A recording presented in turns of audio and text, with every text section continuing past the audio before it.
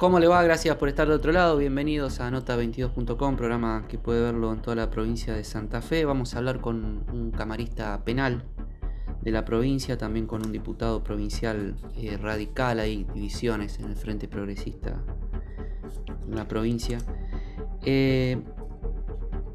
Vamos a meternos en digamos, lo vertebral de este programa, que siempre fue la educación.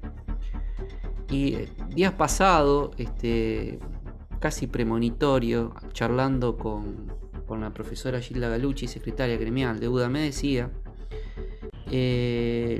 ¿cuál es tu percepción? Le digo, y la verdad me dice que los docentes no están conformes con los tramos como están planteados.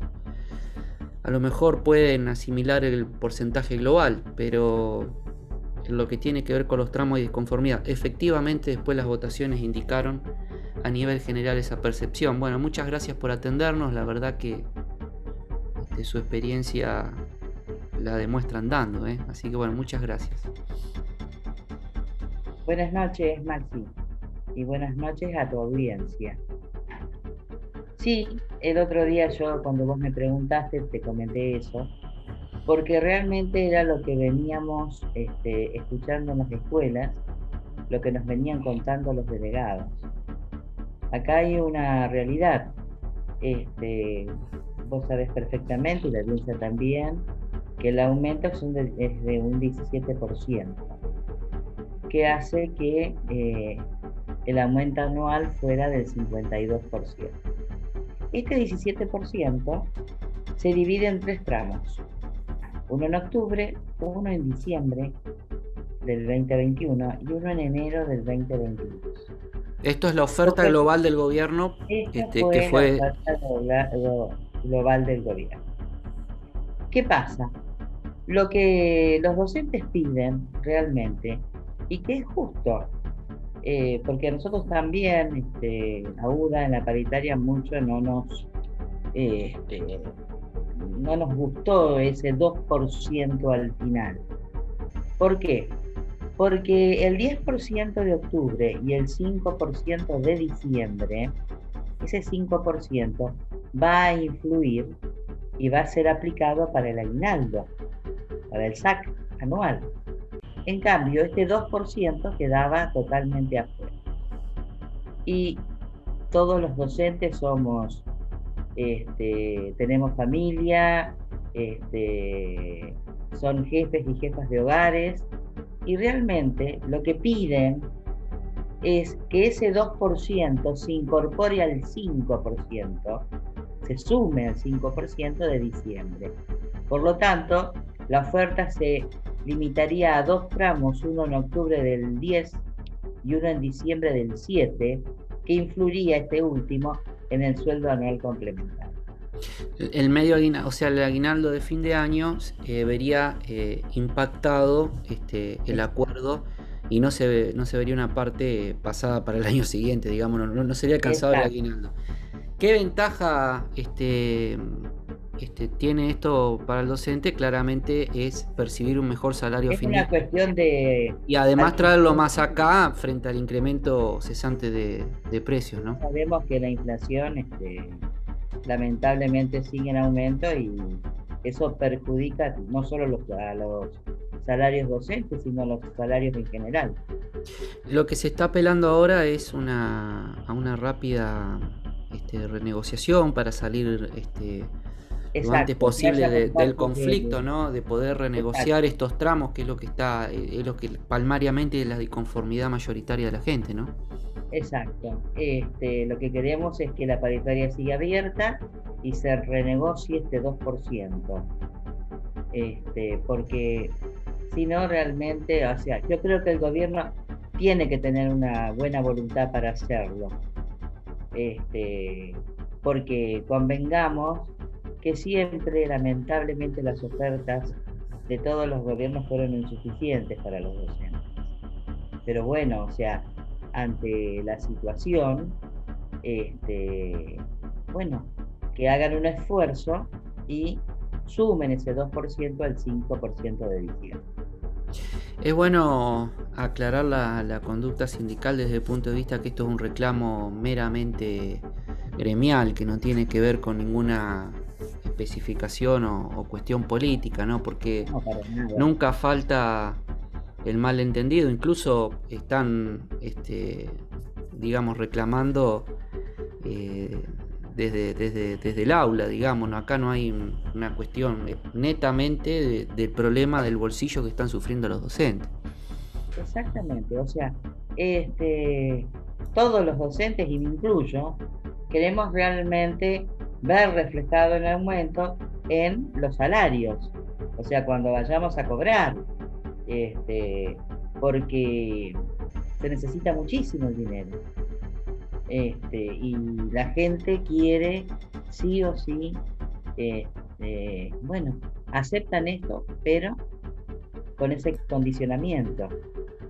Gilda, Sí, como pregunta, la verdad que arrancamos con el programa contigo porque me sorprendió la intuición, si se me permite el término, de decirme, me está fallando el tema de los tramos. 2 días después se vio reflejado en toda la provincia. bueno, pero lo que pasa es que es la charla con los docentes, la charla con los delegados,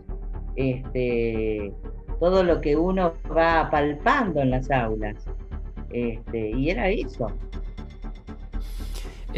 Una última consulta y agradecerte el tiempo. Insisto, queríamos empezar el programa con el tema educativo, hablar contigo, que siempre, la verdad que son una amiga, una persona de amplísima trayectoria en el sistema educativo, y creo que sos una de las dirigentes docentes más importantes de la provincia.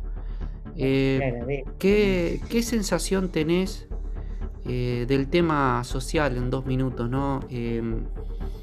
Además sos una dirigente de muchos años vinculado a lo social, y tenés una sensibilidad especial en el sur de la provincia, has militado. ¿Qué visión tenés sobre la cuestión social macro de lo que está pasando? Bueno, aquí en el sur y en todos lados, o sea, la situación social es bastante complicada, y todo lamentablemente se refiere a la inestabilidad, de todo lo que está ocurriendo, la inseguridad, tenés los sueldos que no alcanzan. Sí, el aumento de la pobreza es impactante, ¿no? Hay mucho malestar en la gente. Ese malestar,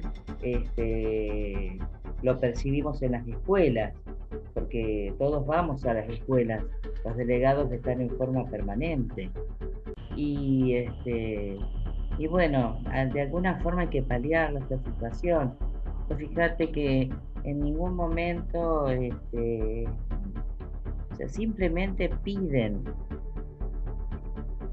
pasar a 2 tramos, y eso realmente da la sensibilidad social que tienen los docentes, porque les interesa muchísimo el alumno, y ahora que han recuperado la presencialidad total, más que nunca.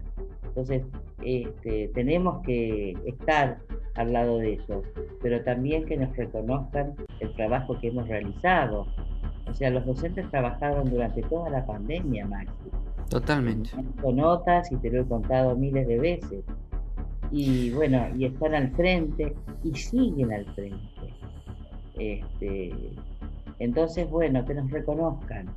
Bien. Eso es lo que pedimos. El mensaje es claro, concreto y de muy fácil percibir. Muchas gracias, profe. No, por favor. Muchísimas gracias a vos y a tu audiencia, Maxi.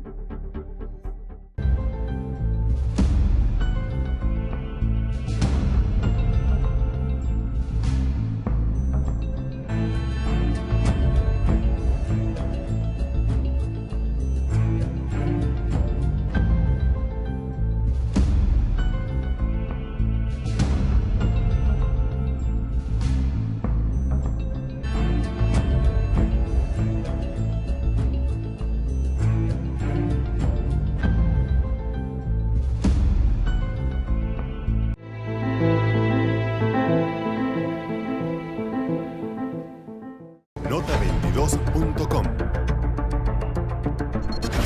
Información.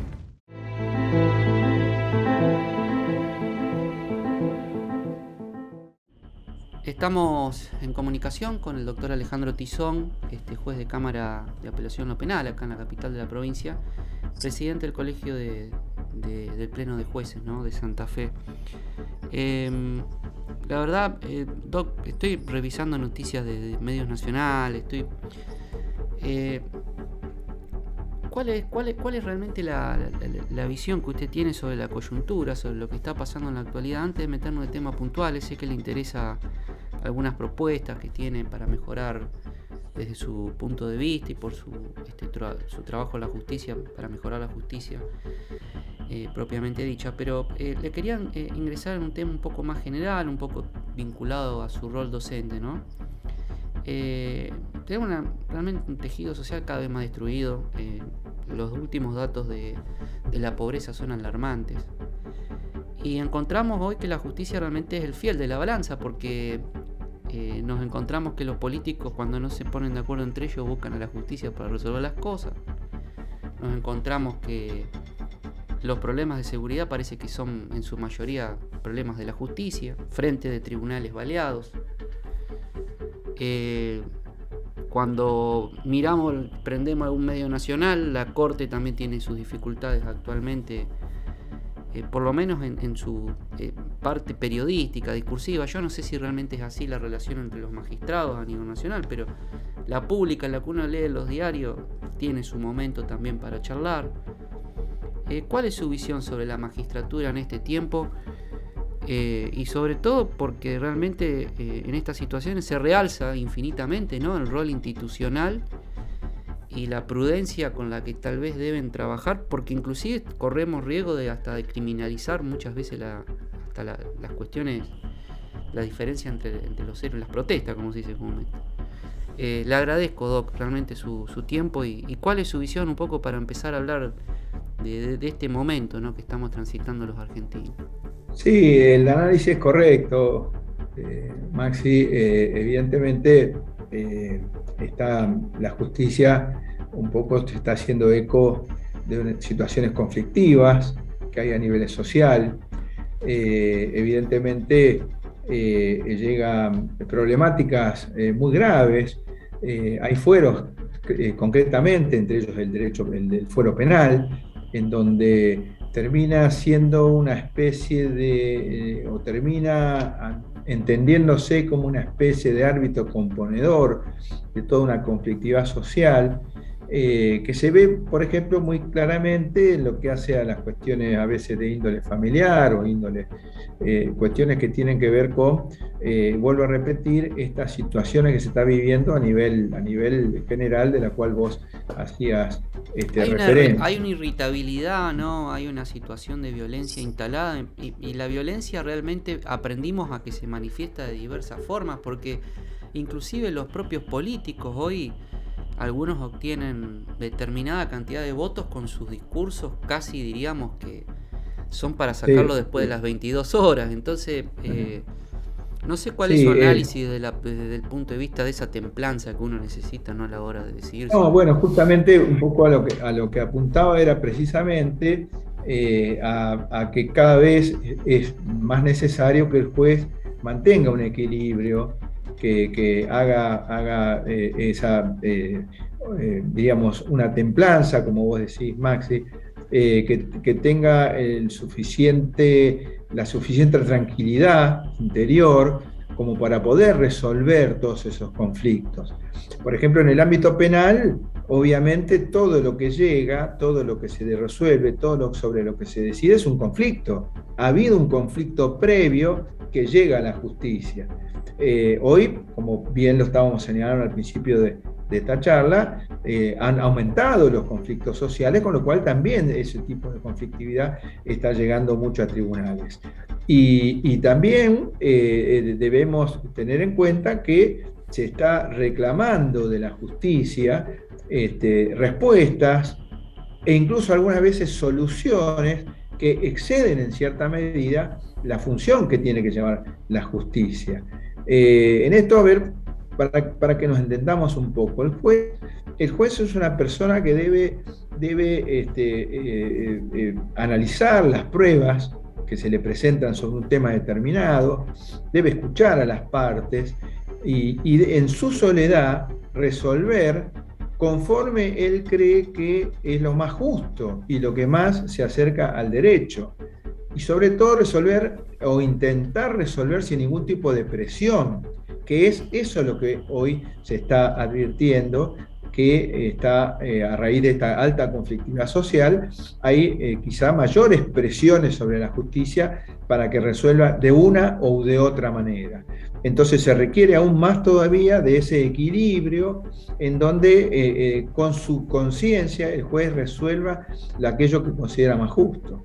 Y no es fácil, vuelvo a repetir, porque a veces siempre que uno resuelva, siempre que se resuelve un caso desde el punto de vista judicial, debemos entender que hay dos partes. En lo penal hay una parte que acusa y otra parte que defiende. Y obviamente cuando se resuelve, alguna de las dos partes no va a estar conforme, y a veces ninguna de las dos partes está conforme. Entonces, pero el juez eso lo debe saber, lo debe entender. Hay una cosa muy clara que tienen que tener en cuenta los jueces, y que tiene que tener en cuenta también la sociedad, para entender la función del juez.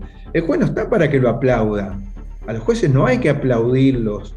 No nos eligen para que nos aplaudan, nos eligen para que resolvamos en justicia y conforme el derecho. Y vuelvo a repetir, a veces esas resoluciones satisfacen a una parte o a ninguna de las dos partes, pero el juez resolvió conforme lo que entendía. Esa es la verdadera función, ese es el rol del juez. Ahora, en medio de una... ¿Sabe lo voy a llevar a un terreno? Porque yo sé que le gusta la parte sociológica, también analizar de la realidad social.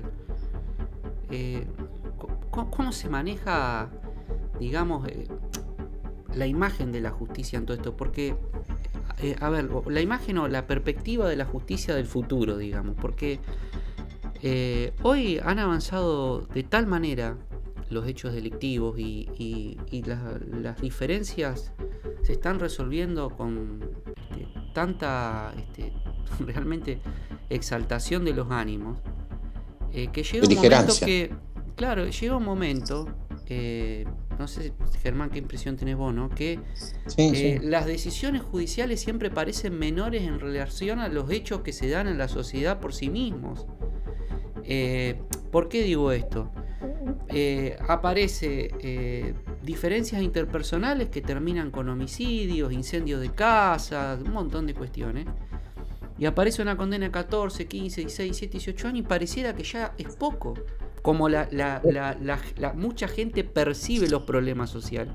Yo no sé si usted... Yo lo que creo que también está bueno para traerlo como hecho de análisis de Alejandro, que es un estudioso sobre estos temas de conflictividad social y sociológicos, es cuando los grupos o las diferencias interpersonales, por llamarlo de alguna manera, pretenden a través de acciones influir en las decisiones judiciales. Ahí es el punto que creo que es álgido hoy en discusión por todos los hechos de extrema conflictividad social, por una sociedad convulsionada como lo referenciaste al principio, Maxi, ¿no?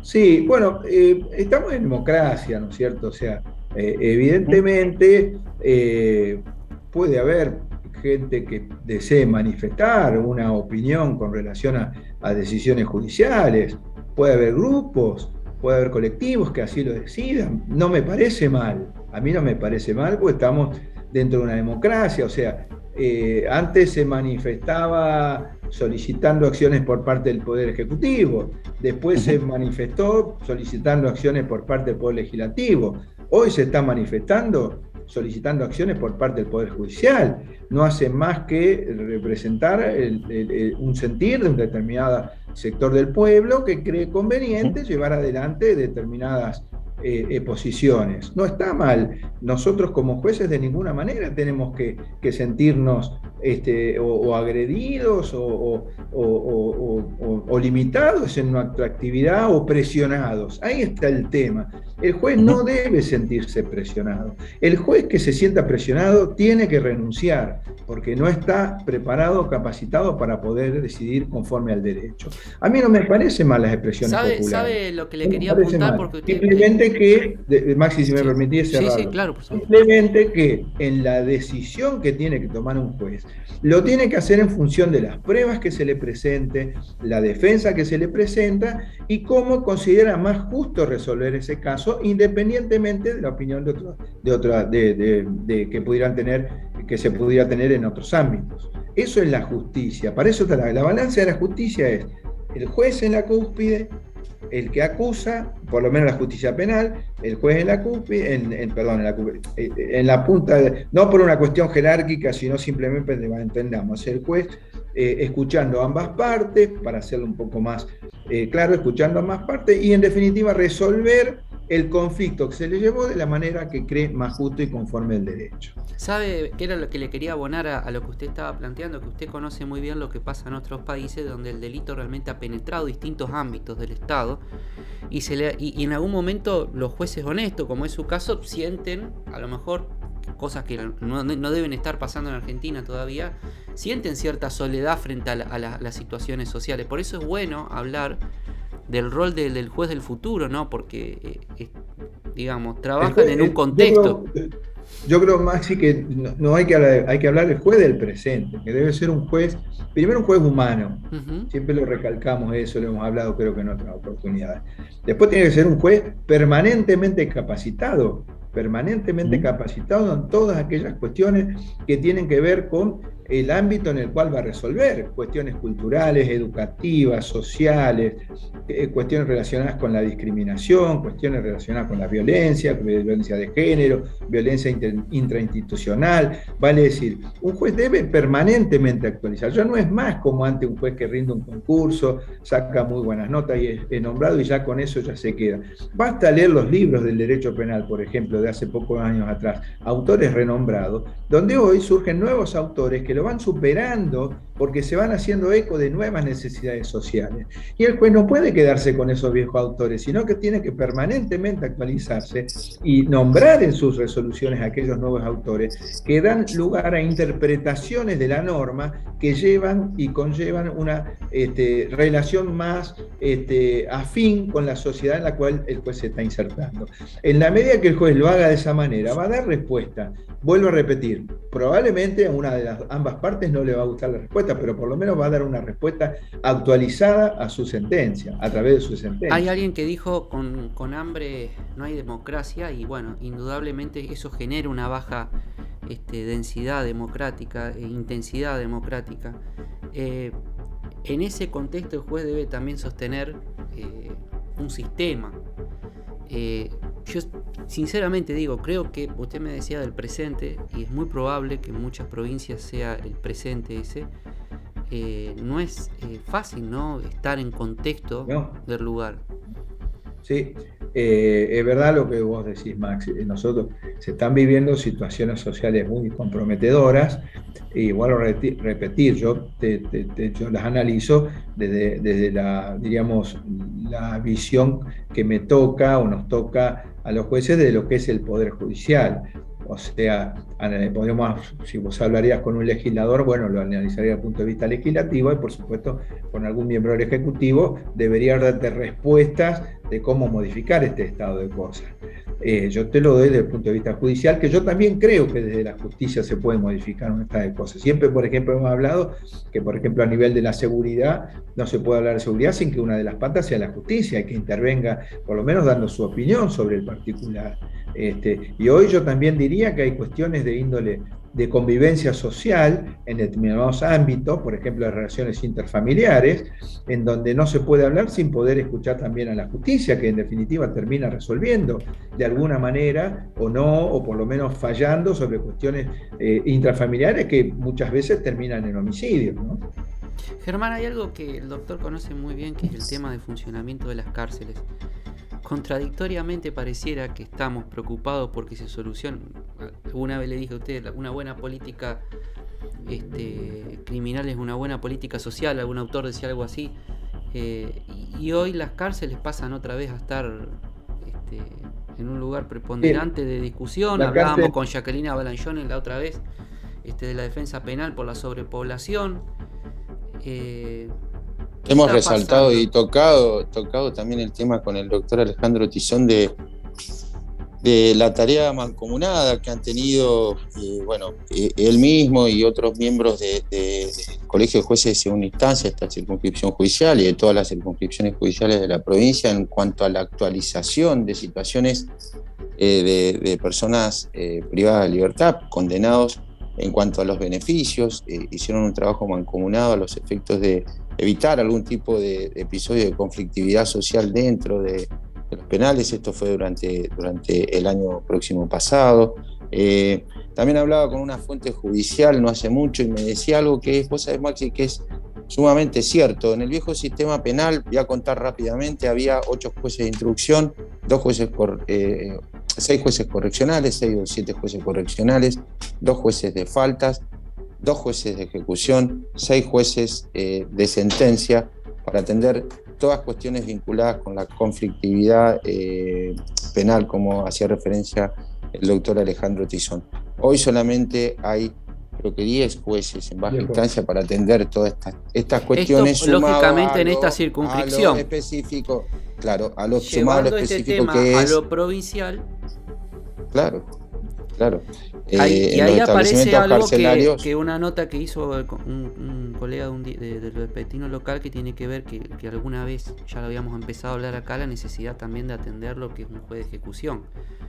Porque, a ver, el nuevo sistema seguramente también tendrá que ayornarse algunas cuestiones propias, porque la cercanía con los ámbitos carcelarios me parece indispensable del magistrado. No sé. Y buscarlo, pero desde un principio básico de este nuevo sistema, que es la inmediación y la inmediatez. Sí. El juez específico de ejecución está en el lugar donde se realizan las peticiones. Esto es un poco una problemática que has abordado. Vigente, ¿no? Has estudiado profundamente, claramente. Sí. Claro, a veces, bueno, un poco hablando, van a decir, bueno, pero un juez de ejecución, pero por otro lado tenemos 10 nomás para todo lo que es resolver los casos que se le presentan en primera instancia. Lo que pasa que, bueno, el juez de ejecución existió, fue una figura que ustedes saben muy bien que estuvo durante muchos años. Brevemente la podríamos explicar para que la gente entienda, doctor, porque mucha gente que nos mira debe tener familiares, a lo mejor. Claro, el juez de ejecución es un juez que está dentro del despacho del establecimiento penitenciario, está dentro de la cárcel, en la parte administrativa, obviamente, tiene su despacho, está con su secretario, su empleado, y atiende permanentemente las necesidades tanto del detenido, de la detenida y de los familiares. Y es aquel que lleva adelante un control permanente sobre su condena y eventualmente al momento de llegar a la salida transitoria o a la libertad condicional, es el que encargado de otorgársela. Que no es lo mismo que actualmente, donde hoy, a raíz del nuevo sistema, se va distribuyendo esta labor en distintos jueces, que a su vez son jueces de juicio, son jueces de la investigación penal preparatoria y en otro momento son jueces de ejecución, con lo cual le llega un antecedente para resolver sobre una persona que no tiene ningún conocimiento absolutamente previo sobre cómo llevó adelante su condena. En cambio, el juez de ejecución lo acompañaba durante años a esta persona y después realmente tenía conocimiento de causa, con lo cual el riesgo de que haya un error era, no digo menor, pero por lo menos había un conocimiento mayor sobre... ¿Cuánto tenía que ver con la resocialización tan famosa? Y eso tiene que ver porque el juez de ejecución también era el que obligaba, por ejemplo, hablaba con el interno, la interna, y le explicaba, mire, si usted no se estudia, si usted no trabaja, si usted no vuelve a reconciliarse con su familia, si usted no vuelve a buscar un trabajo, no va a poder salir en libertad, no va a poder salir con su salida transitoria, y se lograban mucho más de lo que la gente cree, evidentemente, bueno, en esta nueva corriente del nuevo sistema penal se hizo un pool de jueces con beneficios, pero en mi opinión, obviamente no estoy hablando por todo el cuerpo, sino que podrá haber opiniones diferentes, en mi opinión ha sido desde el punto de vista carcelario un retroceso. Y en esto yo lo digo desde el punto de vista que todavía creo en la resocialización. Yo creo que las cárceles no están para castigo, no están para venganza, sino que están para resocializar a la persona. Esa es la función, por lo menos está en todos los tratados internacionales que hemos firmado y que permanentemente declamamos, está en la Constitución Nacional de 1853-60 y está en nuestra Constitución Provincial. son para resocialización. Y nosotros como Estado tenemos esa obligación de resocializar a la persona que ha cometido un delito. Entonces yo creo que una herramienta fundamental para esa resocialización era este juez de ejecución. Doc, ¿usted piensa que hoy se ve un poco mermada esa capacidad de resocializar al interno con este sistema vigente? Porque la verdad que su propuesta es para tenerla en cuenta. Hay muchos legisladores, muchos políticos que nos están viendo, y si es una manera, permítame decir, una herramienta que puede tener la justicia, de tener un juez instalado en el ámbito carcelario para hacer un seguimiento de la evolución de un interno, de una interna, y realmente decir, bueno, mira, esta persona está preparada. Maxi, pero te voy a agregar algo más. La figura del juez de ejecución dentro de la cárcel también es una figura controladora, sobre todo lo que pasa en la cárcel. No solo la resocialización del interno, claro, sobre todo lo que pasa en la cárcel. Con todo el lo trabajo que interdisciplinario, relación guardia-cárcel con los internos, relación de la dirección con los internos, y cuestiones relacionadas con la alimentación, la salud y también con la seguridad interna dentro de la cárcel, entre los internos entre sí. La frase resumida para que nos entienda doña Rosa es un juez gastando suela dentro de la cárcel. Exactamente, porque la figura del juez tiene que recorrer permanentemente, y no solo por el tema de resocialización, sino que también tiene que advertir situaciones irregulares, fundamentalmente. Evitar las situaciones irregulares, como podrían ser cuestiones que hemos visto en algunos penales santafesinos en los últimos tiempos, que de haber estado la figura del juez se podrían haber advertido a lo mejor a tiempo, ¿no? Germán. Sí, este trabajo interdisciplinario del que hacías mención, Alejandro, resulta ser trascendente. Como te dijo Maxi, habíamos entrevistado a la Defensora General de la provincia y han hecho un trabajo mancomunado en este aspecto, marcando claramente cuáles son los puntos a tener en consideración y llegando a la conclusión, en pocas palabras, de que no hay resocialización posible sin un trabajo que sea interdisciplinario, concreto y claro en este aspecto, como hacíamos mención. Como ¿no? un ámbito saludable para evitar, porque claro, la sobrepoblación, contaba casos, doctor, y creo que en eso un juez de ejecución, mire cómo estoy vinculando los temas para que la gente nos entienda, que en pequeños patios había pesos pesados de la delincuencia, con pichones que recién habían arrancado, y ahí tenemos, y calculo que el juez de ejecución puede tener algo que ver con todo eso también, ¿no? No es que puede, debe tener, porque es su función, el controlar todas esas cuestiones. Lo que hace la Defensora General, la doctora Banancione, ellos han venido llevando adelante, por lo menos desde que está ella a cargo, un trabajo muy importante en lo que hacen las cárceles. Y yo he escuchado varias veces en su programa algunas de sus posiciones, de las cuales coincido plenamente, y coincido también la preocupación por la normativa que se va sancionando permanentemente en una creencia simbólica de que erradicando a lo mejor una salida, erradicando libertades, se podrá solucionar el tema de la seguridad. El tema de la seguridad no se soluciona en la cárcel, el tema de seguridad se soluciona en los primeros momentos de donde aparece el delito. Y en los primeros momentos no solo se soluciona con la policía. Yo creo que uno está trabajando en estos temas prácticamente hace más de 30 años y periódicamente aparece el nombramiento nuevo de policía, móviles policiales, radio, gendarmería, que van a traer tanta cantidad de policías y demás. Y yo quisiera preguntarles sinceramente a la gente y al pueblo en general si efectivamente ven una mejoría en la seguridad, y van a decirme que no se la ve la mejoría. Hemos, incrementado las penas, hemos traído más policías, ha venido prefectura, ha venido... Y sin embargo, la cuestión de seguridad sigue vigente, porque es lo que vos has dicho al principio de la charla esta que tuvimos, Maxi, cuando hay unas desigualdades tan enormes, cuando hay una pobreza tan grande, y no quiero estigmatizar al pobre, no es que el pobre, mucha gente, simplemente que hay muchos jóvenes que no encuentran una salida, muchos chicos que no encuentran una salida, y lamentablemente estas desigualdades nos llevan a estos conflictos. Por eso le hablaba de la penetración de la delincuencia en los distintos ámbitos. Pero por eso social, ahí hay que hacer un trabajo. Que era la vida fácil, ¿no? Mediante el acceso a la droga. Hay que hacer un trabajo. hay que hacer un trabajo de ir al barrio, abrirlo al barrio, poner el dispensario, poner la escuela, poner, asfaltarlo, unas luces correctas, colaborar con el vecino para que mejore su casa, vale decir, llevar el Estado tiene que estar ahí, tiene que estar en esos barrios, ahí es donde hace falta.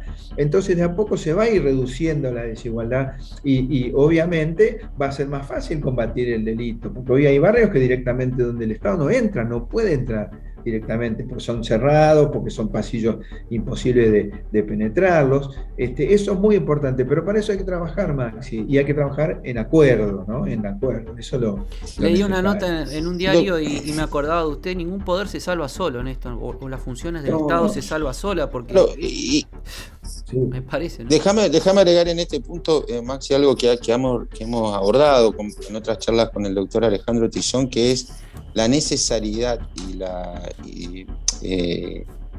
absoluta preocupación que tiene el doctor en este sentido, de la conformación de un Consejo de Seguridad de una vez por todas que sea inclusivo, no solo de todos los poderes del Estado, como hiciste mencionar en esta misma charla también y en otras charlas que hemos tenido antes, sino también que represente a todas las fuerzas vivas de la provincia, ¿no?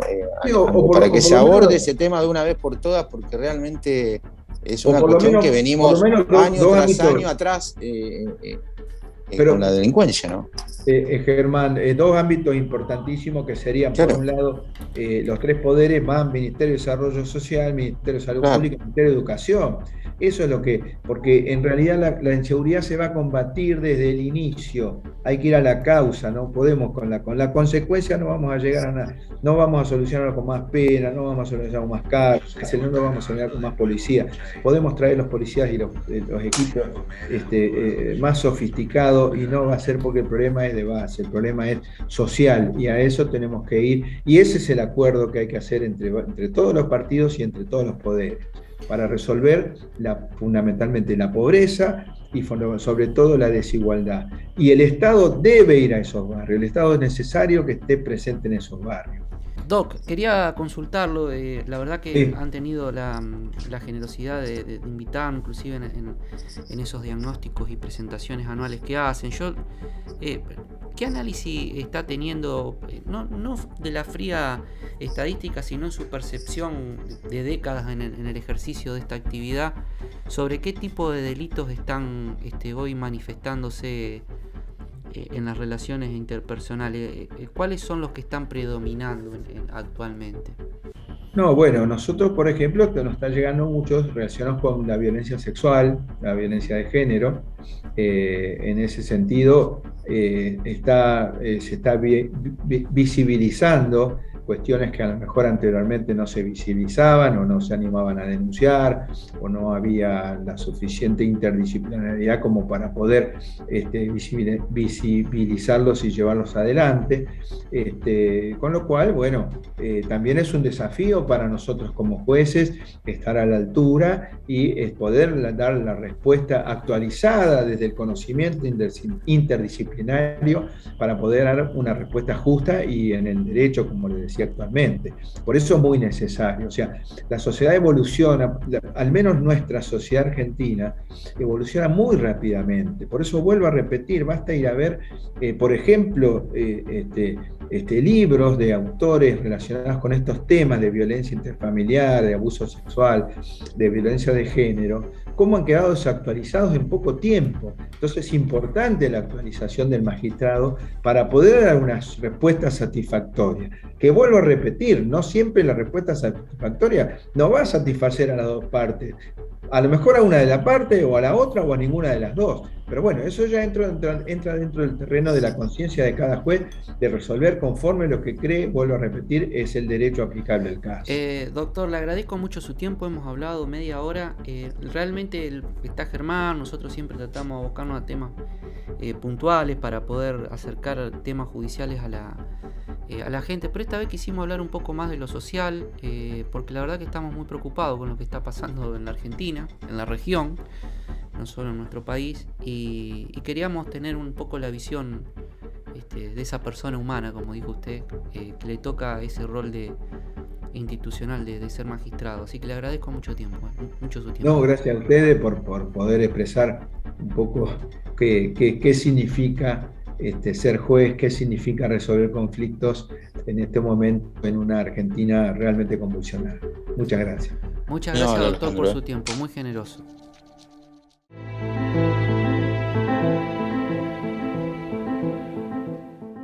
Nota22.com.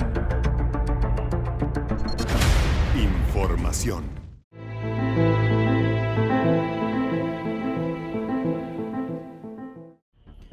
Estamos en comunicación con el diputado Sergio Basile. Checho, gracias por atendernos. Está bien ubicado contra el cordón. Contra el cordón, Maxi. ¿Hay algunos antecedentes por ahí? No. A raíz de eso, siempre muy prudente, pero bueno, nos encontraste en un rally acá en la ciudad de Santa Fe haciendo muchas visitas. Diputado, ¿fue novedad? ¿Qué pasó? ¿Se terminó de quebrar el Frente Progresista? En realidad, están haciendo rancho aparte, como se dice en algunos barrios de Santa Fe. ¿Cómo viene el tema? Usted está en el bloque de Maximiliano Puyaro, ¿no? Así es, con Maximiliano Puyaro, bueno, estamos integrando un nuevo bloque en la Cámara de Diputados y Diputadas, UCR Evolución. En esto que damos continuidad. ¿A nivel nacional con qué se referencia? Con Martín Lustó, que también tiene su sello Evolución en la provincia de Buenos Aires y Ciudad Autónoma de Buenos Aires.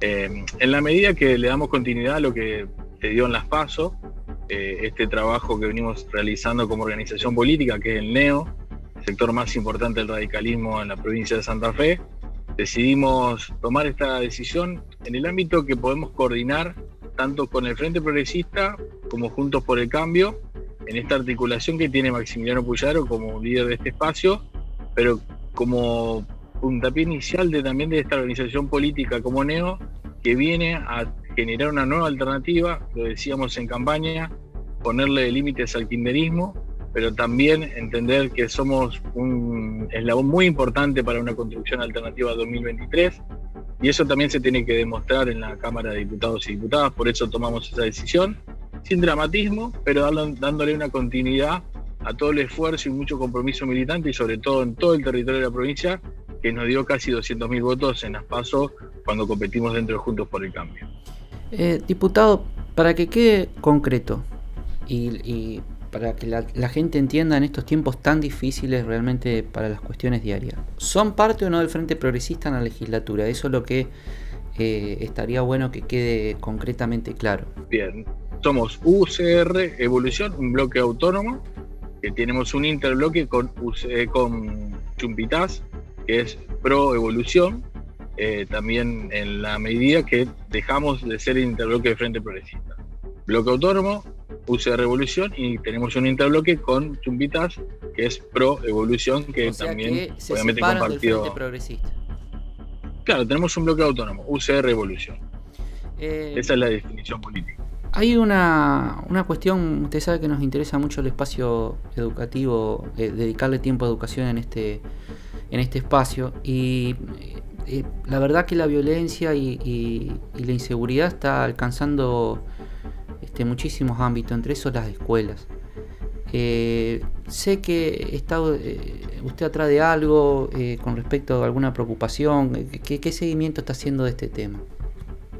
Bueno, hicimos varios pedidos de informe, Maxi, en la Cámara de Diputados.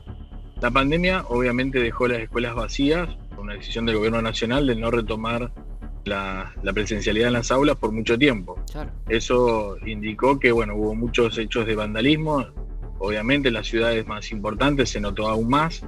Nosotros, y vivo particularmente en la ciudad de Santa Fe, a diario se vandalizan las escuelas, se ingresa, se despoja de cualquier elemento, ventiladores, todo lo que esté en un aula realmente se daña y se pierde mucho material, que eso implica e impacta en la educación y en la calidad de educación para nuestros niños, niñas y adolescentes.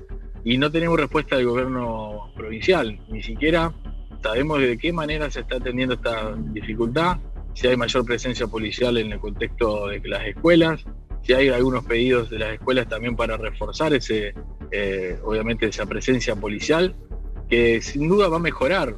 Sabemos que los hechos de vandalismo generalmente se hacen en el horario nocturno, pero ahora con esta vuelta a la presencialidad, también el horario nocturno se utiliza en las escuelas y siguen cometiendo los mismos hechos. Pero no vemos una fuerte impronta en el caso del Ministerio de Seguridad para reforzar la presencia, para tener mayor cantidad de móviles y sobre todo también del Ministerio de Educación para ayudar a estas escuelas a recuperarse, porque sin duda vienen momentos también difíciles en términos climáticos, viene el verano, es muy fuerte el calor que también en el centro norte de la provincia se puede quizás palpar un poco más y es necesario tener las aulas en condiciones, más en una pandemia que todavía no terminó, por más que la presencialidad sea absoluta. Oficina para atención única de adultos mayores en hospitales. Tiene media sanción de diputado. ¿Cuál sería el objetivo? ¿Cuáles son los fundamentos de un proyecto de esta naturaleza?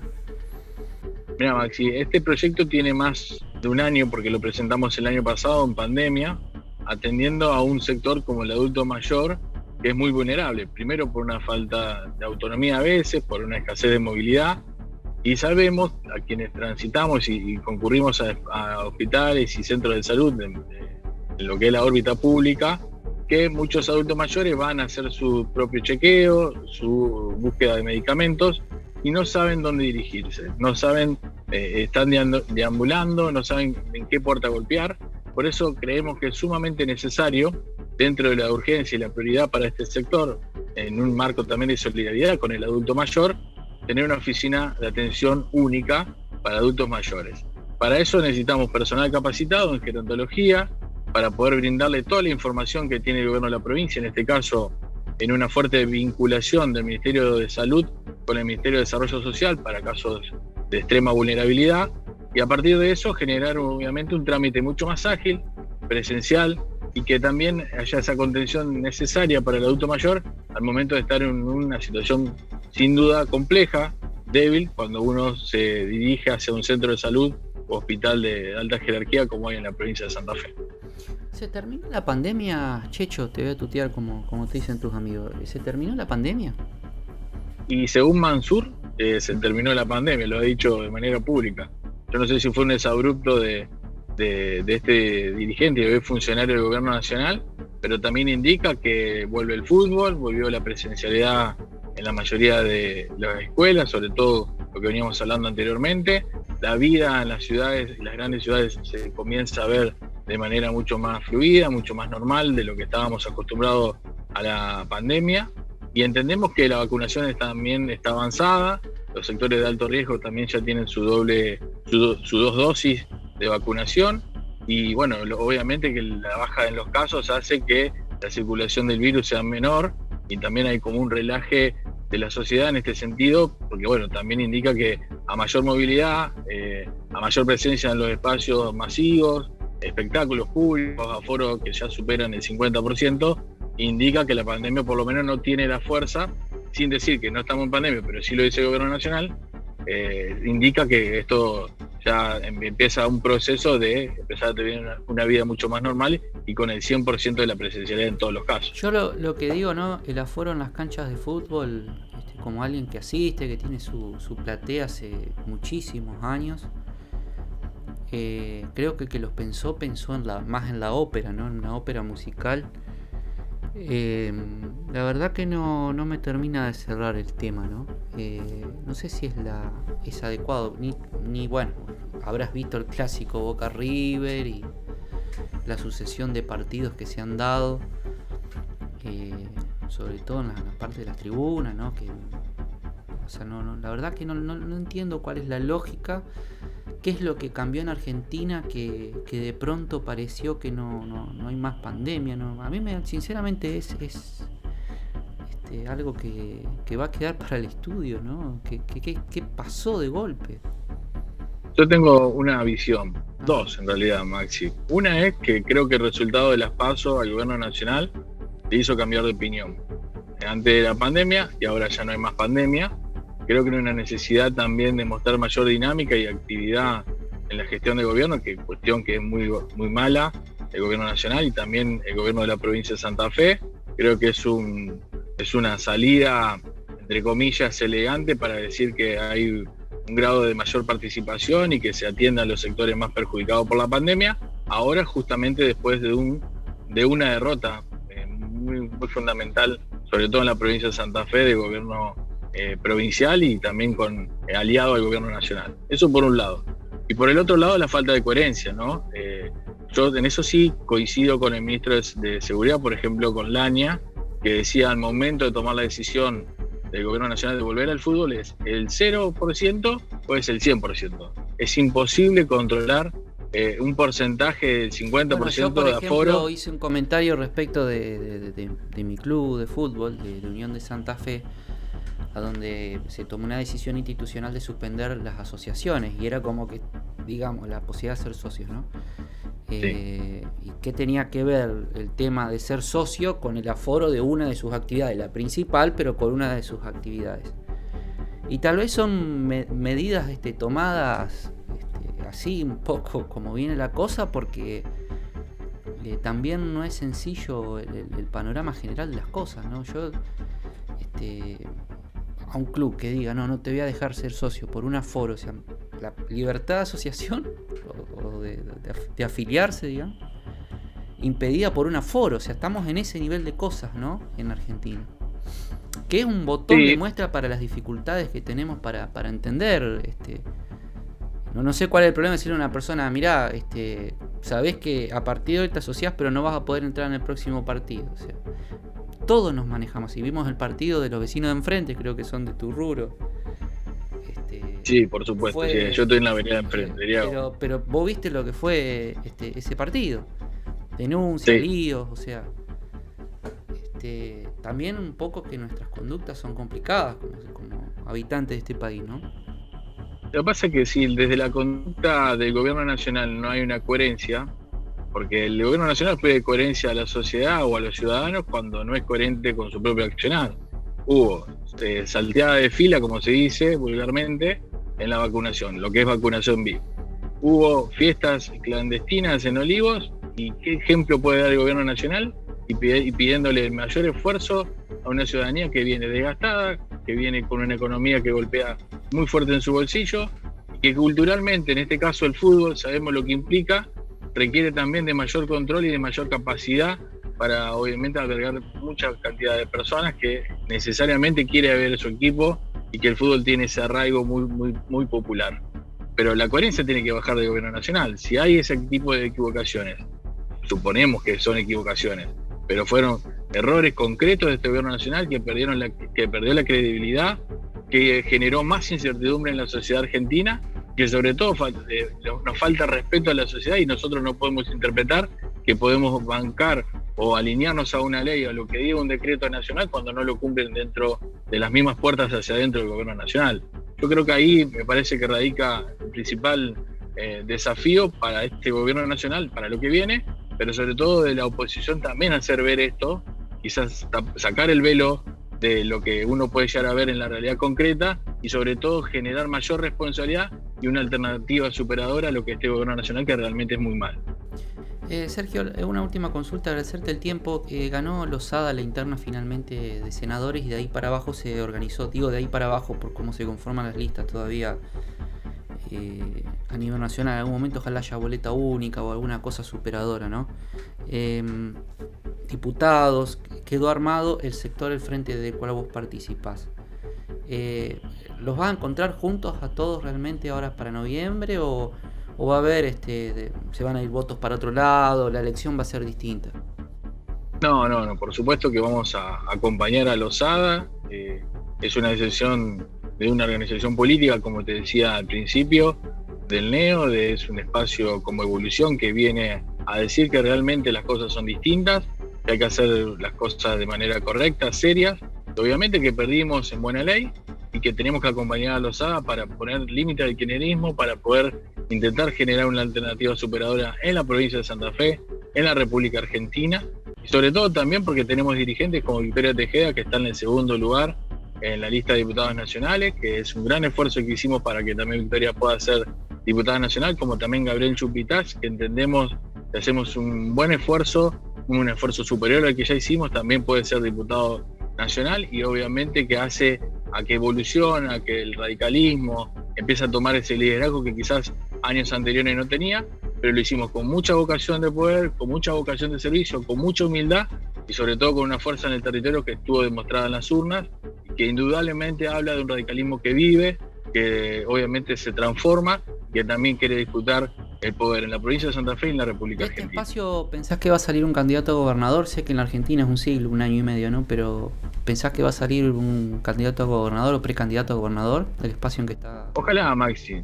Ojalá. Nosotros, siempre la agenda está por encima de los hombres y mujeres, ¿no? Creo que hay que tener una idea importante, hay que tener estrategias de cómo retomar el rumbo en la provincia de Santa Fe que dé garantías a lo que se venía haciendo muy bien con el Frente Progresista. Hombres y mujeres de UCR Revolución fueron gestores de lo que fue la experiencia del Frente Progresista a nivel provincial y queremos replicar, queremos mejorar también lo que se hizo, porque indudablemente la gente elige, ya no compra espejitos de colores, pero hay que hacerlo con mucha humildad, con mucha solidaridad, sobre todo en los gobiernos locales que la están pasando muy mal.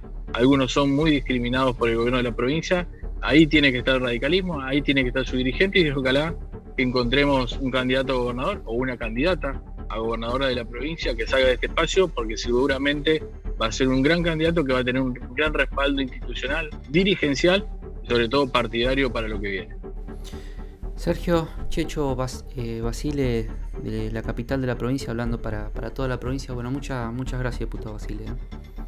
Gracias a vos, Maxi, siempre por la propuesta de hablar los temas y proyectos en la legislatura y sobre todo también lo que viene por delante, que es un gran desafío. Muchas gracias.